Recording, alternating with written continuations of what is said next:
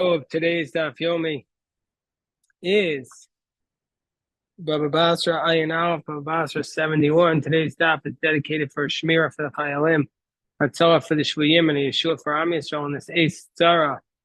The Mishnah tells us if somebody sells their field, they say, I'm selling you my field, but they don't specify what's included. Then our Mishnah says, Lo Sabor, Vo Sagat, Vo Sashuvach. The assumption is he has not included his well, his wine press, or his dovecote. That's the little box where the doves land. And the reason is because these are considered to be independent items that are separate from the field, so they're not included in the sale. Ben charav and ben yeshuvin, whether these items are dried out or whether they're still being used. Now, let's say you sell them the field, so you didn't include the well, but now you own the well, but you have the right to go to the well whenever you want. So you have to purchase an easement in order to get access to the well. So Divrei Rabbi Akiva is that you need to purchase an easement. The owner of the well has sold everything. He now needs to purchase an easement. Rabbi Akiva says his position is mocher bayin yafa mocher, that we assume the person sold generously. He sold it all. And so therefore the seller now has to himself buy an easement to get to his well. Whereas Chachamim say, how many donuts did you end up having, Josh? 4 donuts. We got 3 dozen Krispy Kreme, and they're almost all gone. Baruch Hashem. Chachamim say you don't need to. Hello, Eitan. So we're on 71a. So the Chachamim say you don't need to purchase an easement. Because the Chachamim are in the position mocher ba'ayin ra mocher, that the person who sells it with a stingy heart. So he didn't sell the land around the well so that he could get an easement to get to it. Rabbi Akiva himself would admit that we're in 71a, 5 lines from the top. Bizman sha'amar lo chutz mi'elu. Rabbi Akiva himself would admit that in a circumstance where he said, I'm selling it to you with the exception of these well, with the exception of the cistern, but these are words that are not necessary, because anyway he was excluding the well and the field and the wine press. And so therefore it's clear he's adding something else. So he says, with the exception of these things, then we would say she'eno tzarach likach derech. Then we would say he doesn't need to purchase an easement because that was specifically excluded by this extra language. So let's say you sold the well to somebody else, so now we're going to have the reverse position. Since you came and sold the well to somebody else, Rabbi Akiva says, the person you sold it to doesn't need to pay an easement, because Rabbi Akiva says you sold it with a generous. Oh. Okay. So So Rabbi Akiva says in those circumstances, you don't need to purchase a new path, and the Chachamim say you do. So basically, the Rabbi Akiva says you sold it with a generous eye. So when you sold the person the well, if you sold to him the well, it came with an easement, whereas the Chachamim say we assume it doesn't. Mer says, "Bamed var mamurim." When do we say this? B'mocher. In the case of a sale, that's where the Chachamim say that you sell it with a stingy spirit and you didn't include these items. But if you're giving a gift, no say matana, if you're giving a gift, no say naskua, then the assumption is when somebody gives a gift that he wants to give it as generously as possible. So then we assume that he gave everything. He would give even the land around the well. Let's say you have 2 brothers who are dividing up an estate. Zachu b'sada, zachu b'kula. So one person, we assume that they divide up fields at a time. So this person gets the field with everything in it, and this person gets the field with everything in it. Because there it's not a sale, it's just a division. Somebody grabs a hold of the assets of a convert. The convert dies, and since he had no relatives, whoever grabbed a hold of it, the assets gets to keep them. So somebody who grabs a hold of the ger, once you grab a hold of the field, you grab the hold of everything in the field. By the way, we should say when we say you get a hold of everything in the field, let's say the guy has his Apple Watch in the middle of the field. No, you don't acquire the Apple Watch. It means everything that's shaykh to the field. The Apple Watch is just a watch lying on the field. You haven't acquired that.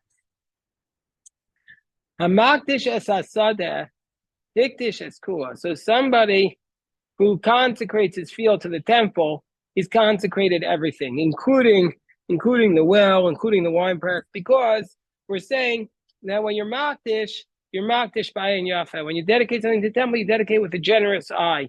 It's like you're giving a gift. This is a big musar for Chodesh Elul. Chodesh Elul, we're makdish ourselves to Hashem. We have to be makdish with an ayin yafeh. Give generously from ourselves to God. Rabbi Shimon says, Rabbi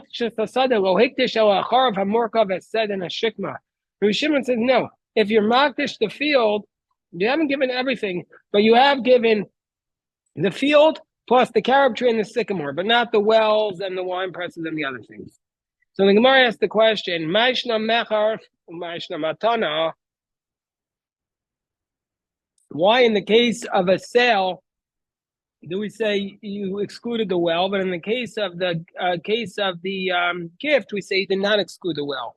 So Pirish Yehuda ben Kuso of Nei Rebbe, Zeh Pirish v'Zeh Pirish. He says, well, no, the person who was selling it was explicit; he's not excluding the well, and the one who's giving the gift was not explicit, and so therefore he gave everything. What are you talking about? Hi Pirish with Zelo Pirish. What are you talking about? Zelo Pirish with Zelo Pirish. Neither one explained anything.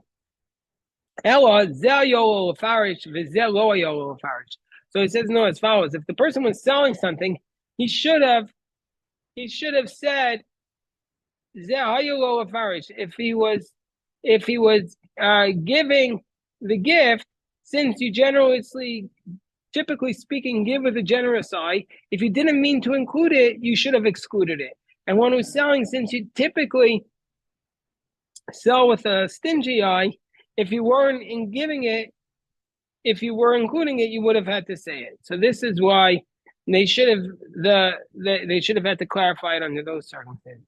Rabbeinu Hananel gives a little bit of a different explanation. He says that the person who's purchasing should have clarified, because since he's giving money, he's not embarrassed to clarify what exactly am I getting. Whereas the person who's getting a gift, he doesn't have to clarify because he's getting it as a gift, so he's a little embarrassed. There was a person who said, Havlu Besa, the Maslik Mea Golpi. There was a guy who was basically on his deathbed, and he says, give to this person my house. I have a house that holds 100 barrels. And the Maslik Mea Golfi. After he died, they discovered he actually had 100. The house didn't hold 100 barrels. The house held 120 barrels. So he had said, give my house that holds 100 barrels. But in the end, the house holds 120 barrels. So how much of that? What do you do? So Marzutra says, Mea Amrway, Mea V'Esr Amrway. He said 100, not 120. So you only give him 5/6 of the house. You don't give him the whole house. Whereas Rav Ashi Amar Milo Tanan, Lamed Bar Mamur Memochar of Manosein, Matana Nosein is Kuan. So, but Rav Ashi says, didn't we learn? When do we say this? When you sell, but when you give it as a gift, then you give everything. Alma Manda Yav Matana Bayin Yafem. No, when you're giving a gift, we assume that you gave generously. And the reason why he said 100 when it really is 120, but basically he just wasn't exact about the house. He says, I'm going to give you this house. I thought it was 100. It's 120, but I meant to give you everything. Now we have a makdish as a sadeh. So the Mishnah said, if you consecrate the field, you're basically going to give everything, including the well, the cistern, the wine press. Whereas Rabbi Shimon says, you've given the field, but not the wine presses, but you have given the carob tree and the sycamore tree. So Amar Rav Huna, Afagav, the Rav Huna gives a chiddush. Afagav the Amar Rabbanon, Hakona Shnei Ilonos B'toch Shel Chavero, Harei Zeh Lo Kana Karka. So the Chum say that you sell with a stingy eye. So the Chum say, if you purchase let's say there are two trees near each other, and I'm selling you both these trees. So the Chum say you haven't bought the real estate in between the trees. You just bought the trees. And so therefore you haven't bought the real estate underneath the trees. So if the trees die, you don't have a right to replant them. But Machar Karka Vashir Shnei Ilonos Lefanav. But let's say you sold the land, you sold your land to to your neighbor, and you kept back 2 trees for yourself, then since the Chachamim say you sold with an ayin ra, you sold a stingy eye, yesh lo karka. Then you have retained the right for the land underneath it. You have the rights to the land around it, and therefore you can even replant those trees. That's the position of of that's what the Rabbanan say. But Vafil Rabbi Akiva, even according to Rabbi Akiva, who says Mocher Bayin Yafim Mocher, who says you generously sell, you typically sell with a generous eye, and so therefore you would have sold the land around the trees. Hani Mili Gabe Bor Vadus. He says, when does Rabbi Akiva say you sold with a generous eye and you sold the land around the item you were selling? And that's only by a well and a cistern that you sold the access. But by a tree, we would assume that you haven't sold the land around the tree. Why? Because the land around the well and the cistern, the lokamachashi ba'ara, the land is not ruining the ground that you sold of the lilanos, but the tree, you're going to ruin the land. The tree is going to ruin the land around it. The kamachashi ba'ara, it's going to ruin the land. So therefore, on the top of 71b, Amisa de lo shiar, if it's really the case that he sold the trees and he didn't keep any land for himself, he would say to him, the guy who he sold it to would say, your tree is dried up. Pick up your tree and get rid of it. Meaning, say you would lose the right. Have a great day, Yossi. Have a great day. He would say, Shkoyach on the brachos. Thank you very much for the brachos kohanim, Yossi. Thank you. He would say, if it was a tree, if he didn't sell with a stingy eye, then he would have to remove his trees after it dried up. So even Rabbi Akiva would say, in the case of the tree, that he sold it with a stingy eye. Even though Rabbi Akiva generally says you sell with a generous eye, by the case of the tree, would say he sold it with a stingy eye.